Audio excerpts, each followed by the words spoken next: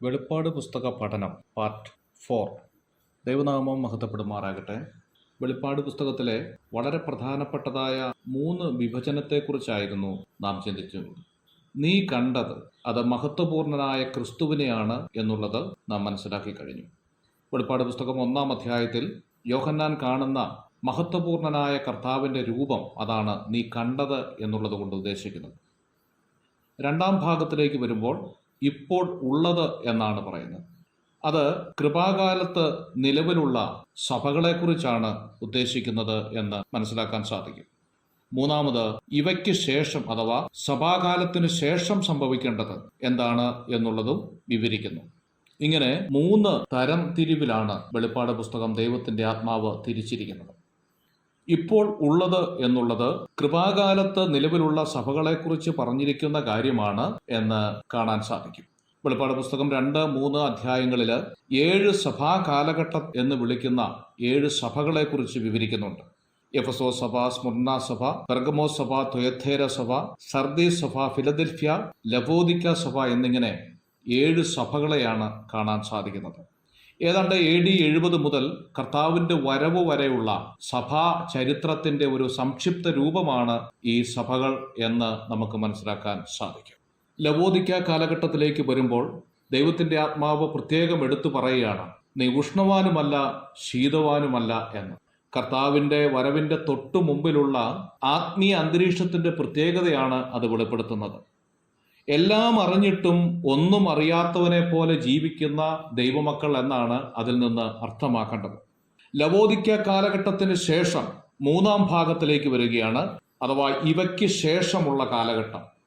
3 വിഭജനങ്ങളാണ് വെളിപ്പാട് പുസ്തകത്തിൽ പ്രധാനമായിട്ട് നമുക്ക് കാണാനായിട്ട് സാധിക്കുന്നത്. 1-ാം അധ്യായത്തിന്റെ 17-ാമത്തെ വാക്യത്തിൽ നാം വായിക്കുന്നത് യോഹന്നാൻ മരിച്ചവനെ പോലെയായി എന്നുള്ളതാണ്. യോഹന്നാൻ ആദ്യത്തെ മഹത്വപൂർണനായ ക്രിസ്തുവിനെ കണ്ടു കഴിഞ്ഞപ്പോൾ തന്നെ മരിച്ചവനെ പോലെ ആയി. ഏദൻ തോട്ടത്തിൽ മനുഷ്യൻ ദൈവത്തോട് ഒരുമിച്ച് വസിച്ചിരുന്ന ഒരു കാലമുണ്ട് പാപം പ്രവേശിക്കുന്നതിന് മുമ്പ്. മനുഷ്യനിൽ പാപം പ്രവേശിച്ചു കഴിഞ്ഞപ്പോൾ ദൈവത്തിൽ നിന്ന് ഓടി ഒളിക്കുന്നതായി ഉൽപ്പത്തി പുസ്തകത്തിന്റെ ആദ്യ ഭാഗങ്ങളിൽ നമുക്ക് കാണാൻ സാധിക്കും.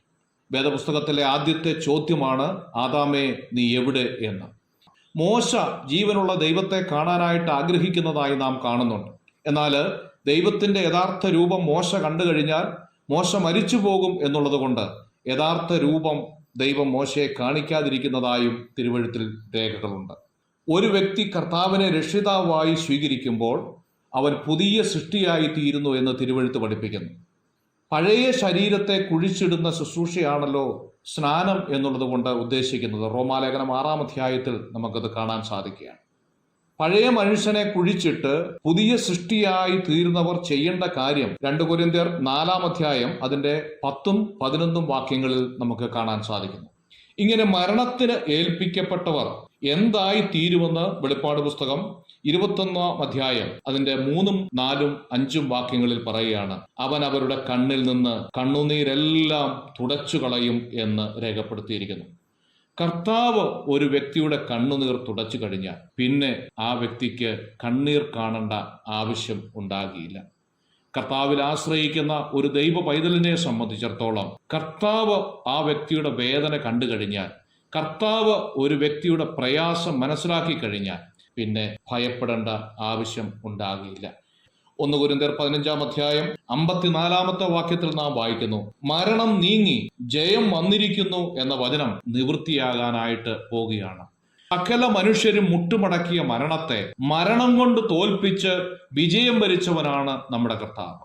ആ കർത്താവിനെ യഥാർത്ഥ രൂപത്തിൽ യോഹന്നാൻ കണ്ടു കഴിഞ്ഞപ്പോൾ യോഹന്നാൻ മരിച്ചവനെ പോലെ അവന്റെ മുമ്പാകെ വീഴുകയാണ്. യഥാർത്ഥമായ ക്രിസ്തുവിന്റെ മുഖം നാം കാണാനായിട്ട് പോകുകയാണ്. അതെത്രയോ ആനന്ദകരവും അനുഗ്രഹവുമായി തീരും. അന്ന് ആ മുഖം നാം കാണുമ്പോൾ കർത്താവ് നമ്മളോടുള്ള സ്നേഹവും നമ്മളോടുള്ള കർത്താവിൻ്റെ കരുതലും ഒക്കെ നമുക്കന്ന് മനസ്സിലാക്കാനായിട്ട് പോവുകയാണ്. കർത്താവിൻ്റെ കരുതലും സ്നേഹവും നാം മനസ്സിലാക്കി കഴിയുമ്പോൾ യോഹന്നാൻ അവന്റെ മുമ്പാകെ മരിച്ചവനെ പോലെ വീണതുപോലെ ആ കർത്താവിൻ്റെ മുമ്പാകെ സ്തുതിയോടുകൂടി വീഴാനായിട്ട് പോവുകയാണ്. ആ സുദിനത്തിനായി നമുക്ക് കാത്തിരിക്കാം. കർത്താവ് ഇടവരുത്തട്ടെ.